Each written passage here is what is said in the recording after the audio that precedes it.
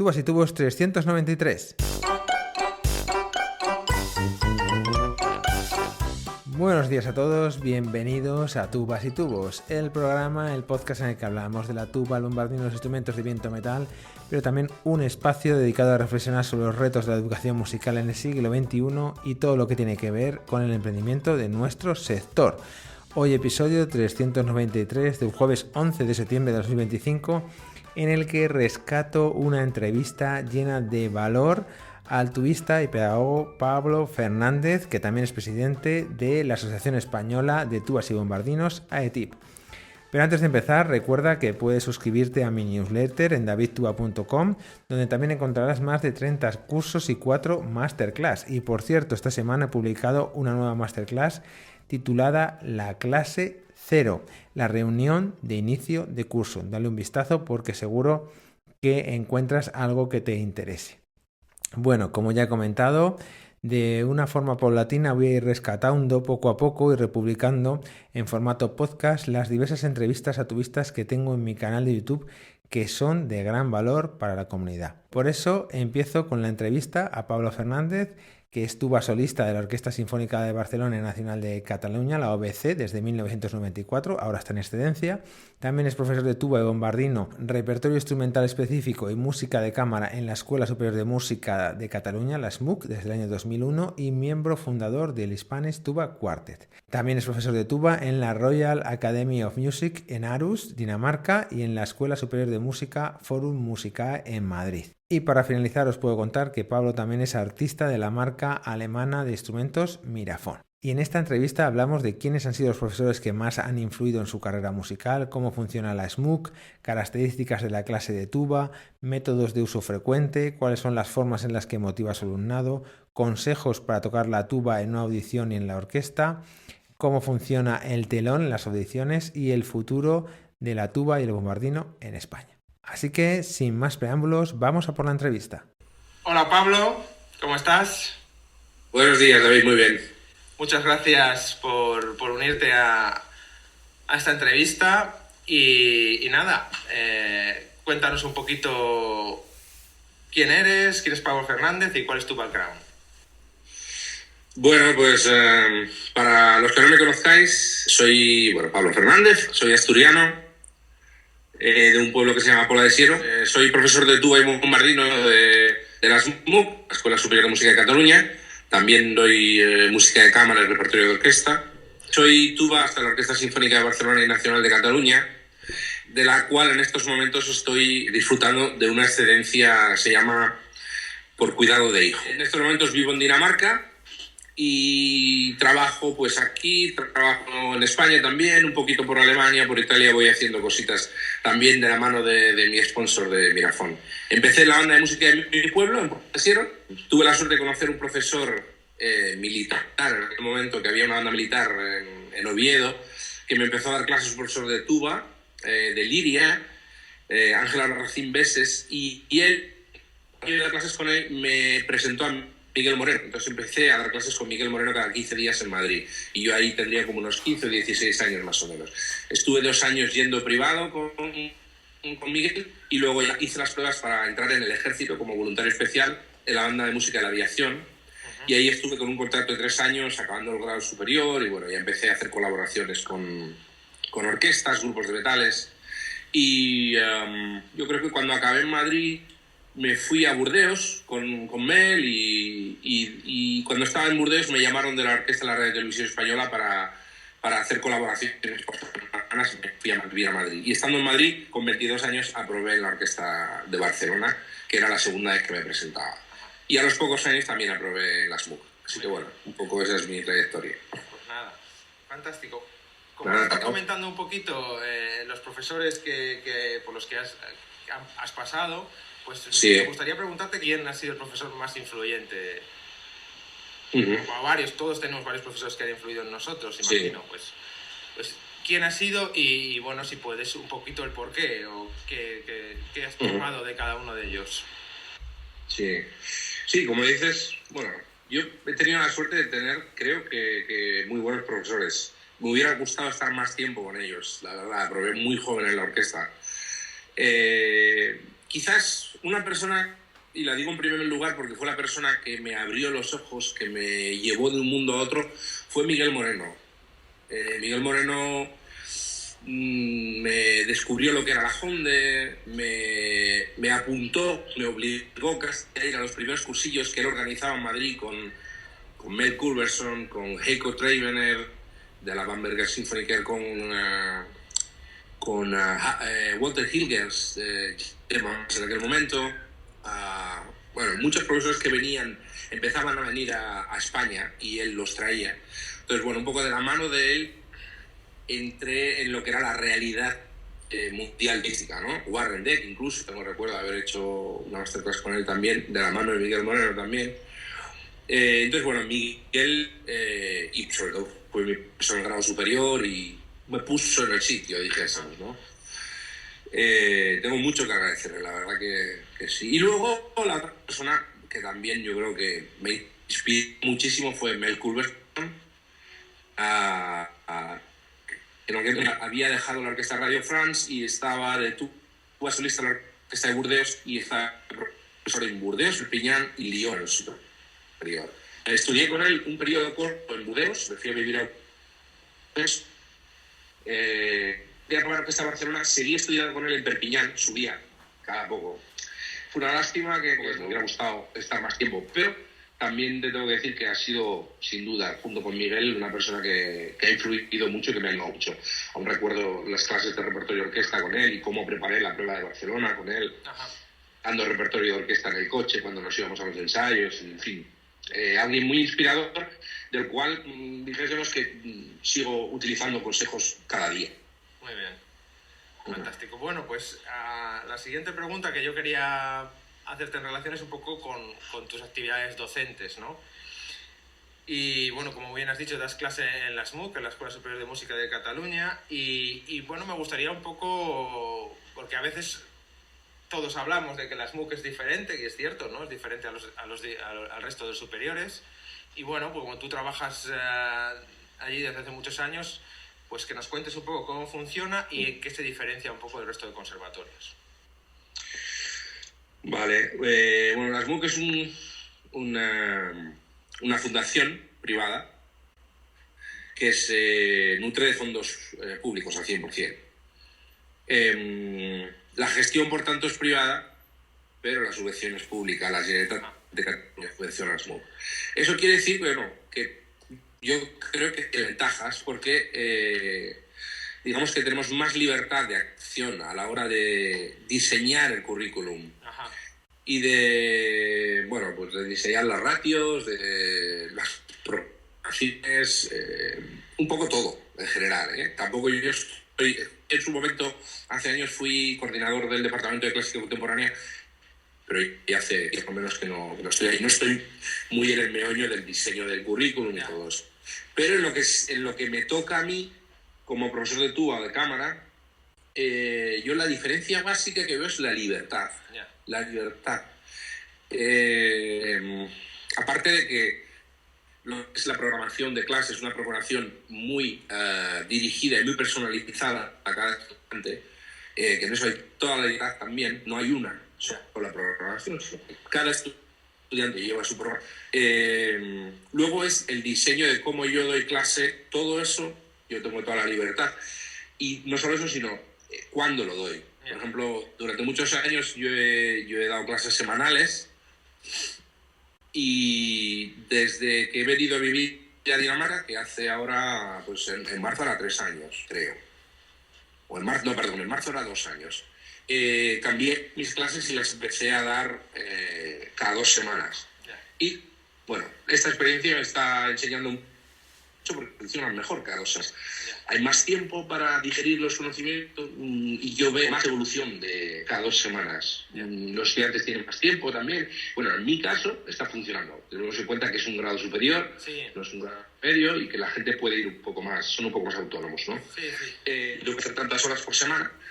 Mientras yo haga esas horas, con una cierta regularidad, a mí nadie me dice cuándo las tengo que hacer.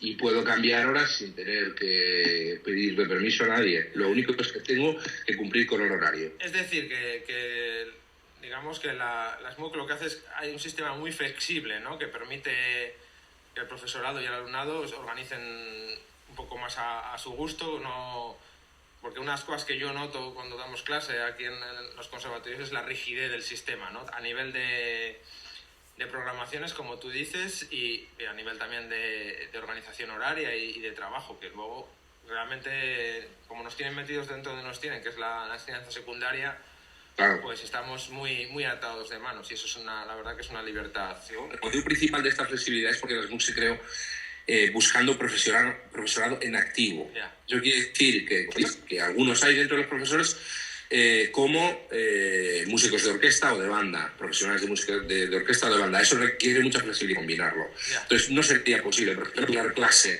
o al menos como lo estoy haciendo ahora, con una libertad total, si diera clase en un conservatorio normal, sí, ¿no? Al uso. Porque si tuviera que combinarlo, la orquesta cambia ensayos, por mucho que sea un horario más o menos estable, siempre hay alguna tarde, siempre hay algún solista que pide un cambio, y casi hay cambios cada semana al final. Entonces, pues, y aparte que el horario, la dedicación horaria de un profesor de un conservatorio es mayor que lo que sería mi jornada completa, ¿no? Nosotros tenemos una jornada completa más baja, aunque ahora ha subido por el tema de la crisis, pero sigue siendo menor, unas varias horas menor, 5 o 6 horas menor que un profesor de conservatorio de grado superior, por ejemplo. Sí. La siguiente pregunta que te quería hacer es un poco relacionado, ahora que ya sabemos cómo funcionan las MOOC, pues relacionado un poco con cómo estructuras tú las clases de tuba. ¿Qué le das más importancia? Bueno, pues un poco tu idea, tu clase tipo de tuba. Vale. Pues en estos momentos tenemos en la clase de tuba y bombardino, que es la misma asignatura, desgraciadamente, tenemos 1 hora y cuarto de clase individual.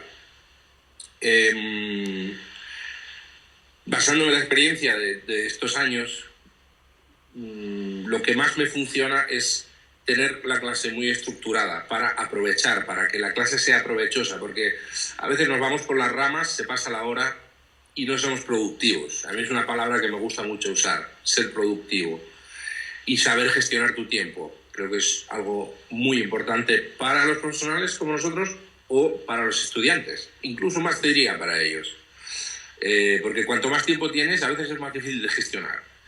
Entonces la clase la baso primero, intento que lleguen calientes, que ya hayan hecho su calentamiento. En la clase individual, Luego, siempre que voy, cada día tenemos clase colectiva. Muy bien. Y cámara. Porque entonces, todo el apartado técnico, ejercicios, respiración, postura, luego con la cámara, afinación, todo eso, lo trabajamos todos juntos y la clase la dejamos para las cuestiones más individuales, ¿no? Y la música también. Lo que te decía, empezamos con un estudio, la clase, un estudio donde me lo tocan, cada clase se toca un estudio diferente y me lo tocan como si fuera una interpretación, un concierto. Estamos ellos, o sea, el estudiante y yo solos, y se toca de arriba abajo el estudio como si fuera un concierto. Eso en cada clase. Ahora, por ejemplo, con los tubas, ¿qué estudios estamos utilizando? Pues utilizamos Loto Mind, me gusta mucho, por supuesto, Bordogni también, Mike Bobleski, los Low Register Studies, o los de Philip Snedekor también. Te diría muchísimo, por supuesto, los Blasevich también. Vamos variando. Pero en estos momentos estamos con Loto Mind y con Bordogni. Es fantástico esto que me dices, porque justo te iba a hacer la pregunta de qué métodos utilizas o son más interesantes para ti, con lo cual ya está respondida. Y yo lo pondré en el blog, los enlaces y, ¿vale? En el post. Vale, sí, bueno, ya sabes, hay muchísimos, ¿no? Entonces, bueno, pues en ese apartado sí que de momento estamos haciendo eso. Y con bombardino estamos utilizando ahora de momento los estudios, la recuperación de estudios de Steven Mead. Tiene varios, Advanced Studies, Performances Studies, de la editorial de Haske, que son diferentes compositores que escriben para bombardino, estudios originales. Están muy logrados, muy diferentes estilos y también me gusta mucho. El objetivo con los estudios es que vayan a ir bien. Para cada clase me toquen algo como si fuera un concierto y algo nuevo. Por lo tanto, en esos 15 días tienen que montar, que esos 15 días que hay entre medio de las clases, aparte de las obras, tienen que montar 2 estudios, porque hacemos 2 clases individuales cada vez que voy, y me los tienen que tocar como si fuera un concierto. Intentamos que los estudios sean contrastantes. Por ejemplo, los tubas, un día un ottomán, un día un bordoñé. Y en los bombardinos hay mucho contraste entre los estudios. Entonces, bueno, pues por decir, uno legato y uno con más articulación o diferente estilo. Y lo que te decía, el objetivo no es que me lo traigan perfecto, sino que sean capaces de tocarlo de arriba abajo y que hagan música con él. Si se escapa alguna nota, pues no pasa nada, hay mucho que estudiar, muchas asignaturas troncales, muchas cosas que hacer aparte, ¿no? Entonces, digamos que no le doy tanta importancia al hecho de que las notas estén todas en un momento dado, sino que se toque con suficiencia de arriba abajo y que se intente hacer música. No les doy clases sobre los estudios, entonces es la música que ellos creen. Pero hay que hacer algo, no se puede tocar aburrido. Y luego sí que una vez que se toca el estudio, lo trabajamos. Tampoco mucho, quizás 10 minutos, pero trabajamos alguna cosa que no haya podido ir bien y vemos de qué manera podría ir mejor. Y ya pasamos a trabajar el repertorio, las obras. Y podemos estar unos 45 minutos, más o menos, también. Nosotros hacemos 4 audiciones de obras durante el año y 2 audiciones de repertorio de orquesta y técnica, una por cuatrimestre, más 2 de obras, o sea, son 3 audiciones por cuatrimestre. Las de obras son 2, que procuramos que sea cada mes y medio, 2 meses, pues tocan 2 obras, con piano o solo. Entonces, bueno, se trabaja sobre las obras. Una parte importante de lo que hablamos en clase es lo que te decía sobre la productividad en el estudio, sobre la organización, sobre cómo organizarnos, cómo hacer que ese repertorio que acabamos de coger crezca y mejore a la vez. No dedicarse cada día a tocar el primer movimiento de Cosma y estás abandonando pues la suite número 2 de Bach, por ejemplo, y lo dejas para el final. Ir construyendo el repertorio a la vez, ¿no? Y diciendo, bueno, pues ahora 10 minutos de aquí, 10 minutos de allá, el estudio lo paso una vez lento, mañana un poco más rápido. Tener esa cabeza fría, por decirlo así un poco de manera más vulgar, y ser capaces de cada día estructurarnos para ser productivos. Para mí es algo muy importante porque, de hecho, yo lo tengo que hacer y lo he tenido que aprender. Yo al principio era un desastre, pero como tenía tanto tiempo estudiando, al final estudias y ya está. Pero cuando la vida se complica y empiezas a dar clases, empiezas a tocar en la orquesta, tienes familia y tal, a lo mejor tienes una hora para estudiar. Sí, hay que sacarle... En una hora te tienes que estudiar un recital o te tienes que dar... Entonces hay que organizarse. Es una de las cosas, una de las cosas que yo veo más necesaria en los estudiantes, ¿no? Y que yo siempre fui muy cuadriculado para eso. A mí me encantan las técnicas de estudio aplicadas a la música. Porque, ya, lo sé. Porque claro, las necesitamos. Yo siempre fui, si te acuerdas, llevaba para apuntar todo un cuadrante, todo, porque era la mejor forma de saber lo que estudiaba y cuánto lo estudiaba. Además, yo me acuerdo, una vez que viniste a Barcelona, tú ya venías muy organizado en la cabeza, estabas en la universidad, no me acuerdo qué carrera estabas estudiando, pero ya venías un poco con aquella mentalidad, ¿no? Más estructurado. Sí. Yo cambié todo en la universidad, cuando estuve haciendo Historia y Ciencias de la Música. Eso, fantástico. Última pregunta de este... Y al final... Sí. Perdona, que te acabo con porque me faltan los últimos 15 minutos de clase, intentamos que sea repertorio de orquesta y de banda. Muy bien. Prefiero hacerlo cada vez y no dedicar una hora al repertorio, sino que cada vez un par de solos, sobre todo de los solos que se necesiten para las próximas audiciones que haya, tanto Honde, Holstein, Europea, Mahler, lo que sea. ¿Vale? Muy bien. Vale, era eso. Fantástico. Entonces eso es 1 hora y cuarto. Y bueno, ya que un poco la siguiente pregunta era un poco las estrategias que tú utilizas para motivar, ¿no? Porque creo que una de las cosas más importantes, pero bueno, está claro que casi no las has contado, porque si yo siempre lo pienso, que una de las mejores estrategias para motivar al alumnado es tener objetivos, y esas son el repertorio ¿no? Es decir, el trabajo de las jóvenes orquestas o incluso alguna orquesta profesional o bolsas de trabajo es quizás lo más. Pero bueno. Sí, las metas. Entonces, bueno, tienen metas. Cada cuatrimestre tienen 2 metas, que son las audiciones, que bueno, sí que los motivan porque bueno, tienen que aprobar, es así. Pero aparte hay otras metas muy interesantes también para ellos, que es lo que acabas de comentar, jóvenes orquestas, muy muy interesante, o para los bombardinos, jóvenes bandas, que también hay, o bolsas de trabajo, diferentes colaboraciones con quien sea. Las metas, evidentemente, sin duda, es donde sacamos motivación, ¿no?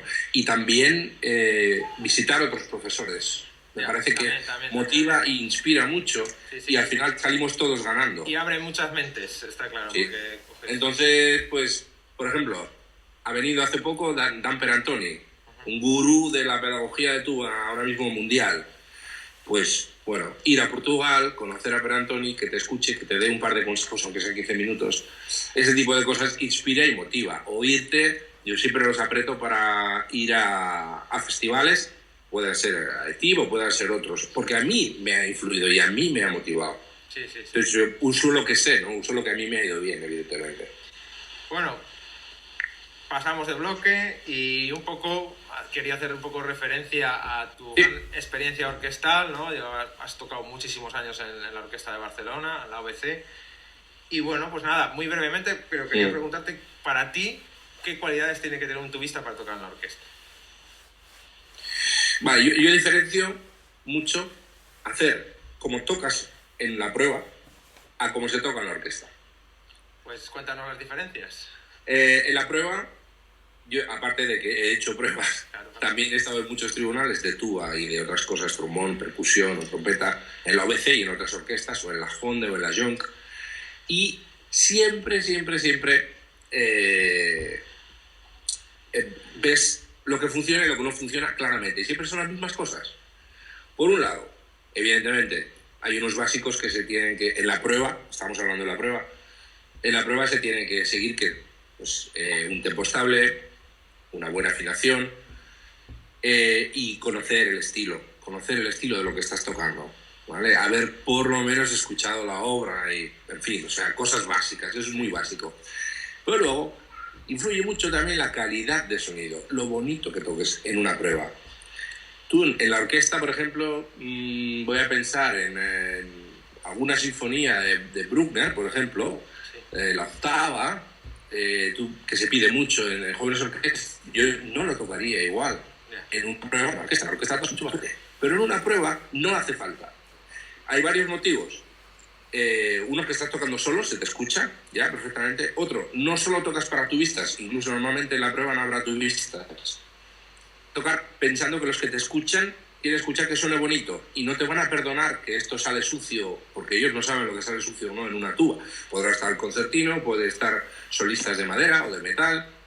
Entonces tienes que tocar un poco para todos los públicos en la prueba. Yo creo que es muy importante tocar con muy buena calidad de sonido y tocar bonito. No es tan importante tocar fortísimo, ¿vale? Entonces, evidentemente con el estilo. Yo creo que es muy importante saber lo que estás tocando y tocar con ese estilo, cantando lo que está haciendo, imaginándote lo que está haciendo la orquesta en ese momento. Luego la orquesta es otra cosa. En la orquesta hace falta mucho poderío sonoro y tener mucho rango, ser capaz de tocar muy fuerte con buena calidad, y también controlando en el piano, sí, que se sube la afinación, manteniendo el tempo. Yo creo que una cosa muy importante es el tempo en la orquesta. Sí, claro. El tempo molesta mucho cuando tú no estás o cuando otro colega no está tocando a tempo, casi más que errores en las notas, ¿no? Entonces, por una parte el tempo, y desde luego está el escuchar y el saber en qué sitio tienes que estar, ¿no? En qué momento, el balance. Entonces tienes que tener el radar y escuchar, estar ahí siempre con tu partener, que digo yo, con el trombón bajo, por un lado, y con los contrabajos, por otro lado. Pues ahí haces de nexo de unión, ¿no? Y a veces tienes que tocar más trombonístico, a veces tienes que tocar más contrabajístico, con una articulación más suave, ¿no? Y luego una cosa muy importante, ya en el trabajo, las relaciones personales, el cómo se comporta uno, la educación, el respeto. Yo creo que eso es, a la hora de trabajar, es casi, bueno, quizás incluso más importante que el tocar bien. Porque más o menos todo el mundo lo puede tocar, ¿no? Se puede tocar. Pero es muy importante comportarse, saber estar, respetar las opiniones de los compañeros, sean o no sean de tu agrado, después de muchos años yo he descubierto que eso te puede dar o no una salud, una salud profesional grande, ¿no?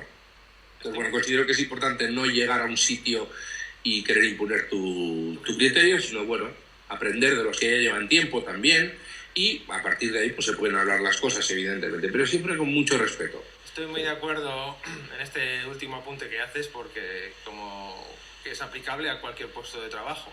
Claro. Pero quizás en las orquestas, nosotros en los conservatorios pues cerramos la puerta y, claro, y es mucho más sencillo, pero en las orquestas sí, estoy muy de acuerdo con esto que dices. Sí, a ver, me lo baso en una experiencia, Sí. Que, bueno, sé lo que funciona y lo que no funciona. No funciona llegar a un conflicto sin solución. No funciona porque tú tienes que poder hablar con tus compañeros. Tienes que poder comentar algo para llegar a un punto de encuentro en cuanto a articulaciones, afinación, balance, lo que sea, ¿no? Entonces, mantener una cordialidad, aunque haya diferencia de opiniones. Hay una radio que se llama Clásica FM Radio que tiene un apartado que se llama Clarificando, que habla sobre las audiciones de orquestas. Y una de las cosas que siempre ellos inciden y que sería muy interesante es en realizar las pruebas de orquesta con cortina, ¿no? Creo que la tuya la hiciste con cortina y creo que es muy importante, ¿no? Evidentemente, si se quieren hacer las cosas mal, se hacen mal con cortina sin cortina, ¿vale? Pero en principio, haciéndolo todo bien y limpio, yo creo que está muy bien hacerlo con cortina. La mía, las dos de Barcelona las hice con cortina, la que hice para la Sinfónica de Galicia la hice sin cortina, pero bueno, no pasé a segunda ronda. Bueno, jóvenes orquestas sin cortinas también. Pero a mí me gustó la experiencia de Barcelona, ¿no? Me pareció bien y me parece justo. Ya digo, si se hace bien, me parece bien. Y luego he estado de tribunal en muchas ocasiones con cortina y funciona bien. Funciona bien y tú apuntas lo que tengas que apuntar sobre el número que estés escuchando y luego descubres la cortina, o también hay cuando se envía el CD. El CD lo escuchamos todos juntos y el CD no tiene nombre, solo un número. Es como si fuera una preselección con cortina. Sí. Y igual, también funciona bien. A veces te llevas sorpresas, depende de la calidad también. A veces ahí influye mucho la calidad de cómo se haya grabado también. Hay que tener cuidado, porque a veces te puedes perder un gran instrumentista porque lo ha grabado no con la mejor calidad, ¿no? Y a veces influye. Pero sí que creo que sí que es útil hacerlo con cortina, sí. Muy bien. Bueno, pues siguiente pregunta, hoy un poco más enfocada a otras actividades musicales que desarrollas o en qué otras actividades siempre relacionadas con la música que imagino que estás desarrollando en este momento. Bueno, pues, por ejemplo, mi excedencia en la orquesta responde un poco a eso. Yo necesitaba cambiar de vida. He estado casi 21 años tocando ininterrumpidamente. No, perdón, tuve otra excedencia cortita. Pero bueno, casi ininterrumpidamente en la orquesta, casi 21 años, ¿no? Necesitaba hacer otras cosas, echaba de menos la música de cámara también, echaba de menos tiempo para mí, para estudiar. Entonces ahora, respondiendo a tu pregunta, pues estoy dedicándome más a la docencia, viajando más, bueno, aparte de a la SMUC, a otros sitios, a hacer masterclass, cursos, eso, también dedicándome, dentro de lo que puedo, a tocar más recitales de solista, volviendo a ello, me gusta mucho y yo lo propongo, de hecho, cuando hago un curso, eso lo propongo porque me gusta. Y luego la música de cámara. La música de cámara pues también es algo que he hecho menos. También me gusta mucho tocar con otra gente. Tantos años tocando juntos todos, va muy bien, ¿no? Cambiar de caras y eso. Y entonces, bueno, pues estoy colaborando aquí, en Dinamarca, con alguna orquesta o con algún grupo de cámara o eso. Y haciendo clases aquí también, tocando con el Spanish Tuba Quartet, mis compañeros y... Bueno, un poco diversificación, ¿no? Sí. Y que me da mucha satisfacción, la verdad.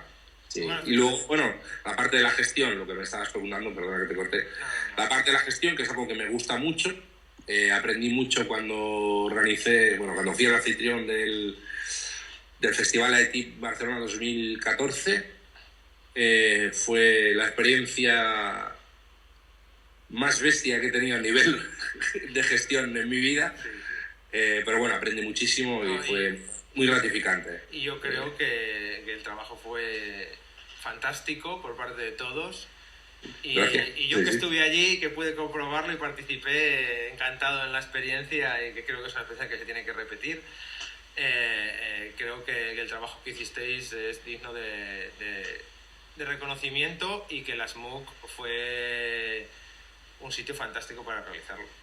Sí, yo digamos que, bueno, la SMUC, madre mía, hubo mucho trabajo ahí detrás que no se vio. Ya sabes lo que es la gestión, por ejemplo, conseguir espacios, conseguir permisos, todo ese trabajo, eso fue un trabajo duro conseguir todos los espacios de auditorios, de tal, sabiendo que pues es una asociación, AETIP es una asociación joven, con poco presupuesto y bueno, fue un trabajo duro, pero ya te digo, muy contento, orgulloso de haberlo hecho en mi lugar de trabajo y que haya sido el primero y bueno, la verdad es que no puedo decir nada más de eso, que nos quedamos muy contentos. Y luego ahora estoy trabajando, pues eso, en el siguiente. AETIP siempre trae mucho trabajo porque también están los encuentros regionales y el concurso de composición y bueno, pero ahora ya desde hace ya tiempo que estamos en el de Valencia 2016 y en mi caso mi trabajo es las relaciones públicas.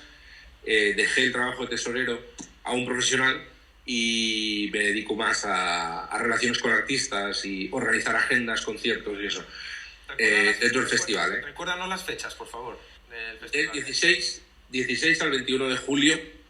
Creo que el concierto inaugural será el 15 por la noche. No puedo decir más. Vale, ya has dicho mucho. Sí, pero bueno, muy atractivo, yo creo que muy ambicioso, un festival muy ambicioso y que yo, incluso estando organizándolo, estoy deseando ir porque va a ser interesante. Entonces te digo que este tipo de cosas cambian la vida a uno. En este caso, a mí me la cambió el ir al de ITEC, organiza ITEA, el ITEC que se hizo en 2012 en Linz. Me invitaron a estar en el tribunal del concurso de los tubas artistas, de los mayores, y hice un concierto, bueno, fue toda una experiencia y ver a tantos españoles allí, además 20 y pico españoles, de ahí un poco fue donde salió todo el tema de AETIP. Muy bien. Yo personalmente pienso que era muy necesario crear una asociación que conjugara un poco todas las diversas cosas que se están haciendo con la tuba y el bombardino en España y por supuesto creo que los encuentros AETIP son muy necesarios para que todos nos conozcamos y hagamos piña y luchemos porque este instrumento estos instrumentos, tanto el bombardino como la tuba, ocupen el lugar que se merecen, que es igual que el resto, no estar relegados a ningún otro lugar. Cierto. Bueno, pues nada, para finalizar un poquito, yo quería preguntarte sobre un tema de actualidad, ¿no? Y que es cómo ves tú el futuro profesional de la tuba y el bombardino en España, la evolución y también a efectos del mundo laboral. Vale, lo veo diferente a hace 20 años cuando busqué yo trabajo. Creo que hay más competencia ahora, aunque la hubiera en mi momento ya cuando hice pruebas, ya éramos casi 50 las pruebas, o sea que... pero bueno, aún todavía más. Yo creo que el nivel ha subido en estos 20 años. No hay más que escuchar a los chicos que se presentan a los concursos. Es increíble, hay gente tocando increíble. Por ahí gente de grado medio, gente de grado superior, con un nivel español, estoy hablando, increíble. Por lo tanto, la competencia es mayor, ¿no? Yo soy muy optimista. Quizás no son tiempos para ser optimista, pero yo lo soy. Porque la experiencia me lo dice, que podemos ser optimistas. Los alumnos que han ido saliendo de las MUC, por mucho que se diga que no hay trabajo, que está muy mal, la gente va encontrando trabajo. O sea que yo quiero romper una lanza ahí un poco a favor del optimismo y de que sí que se encuentra trabajo. Fácil, nunca lo ha sido fácil, nunca lo ha sido. Pero sí que creo que hay una cosa que es importante hoy en día, que es la diversificación. Si nos enfocamos solo, lo típico, a querer ser un tubista de orquesta, vamos a tener mucha frustración, porque no salen plazas, y las que salen son muy pocas, y a veces has hecho la prueba de tu vida y no te han cogido. ¿Por qué? Por muchos motivos. Pues porque el tribunal busca otra cosa, por lo que sea. A veces no es tu culpa. Entonces, la frustración lleva a la desmotivación también e incluso a querer pensar en otra profesión. Yo creo que ser capaz de hacer muchas cosas tienes más probabilidades de éxito. Entonces, somos músicos. La música es muy amplia.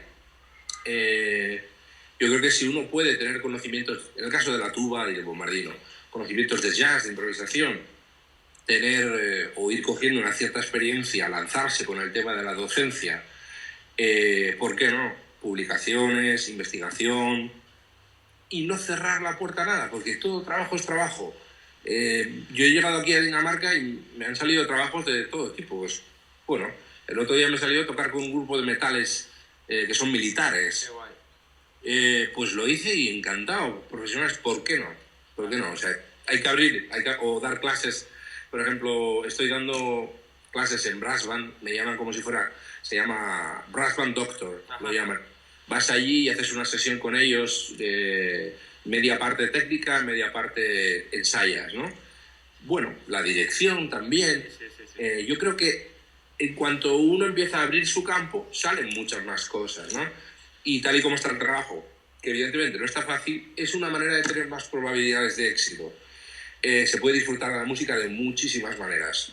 La música de cámara, la dirección también. Cuando lo pruebas, también es muy satisfactorio.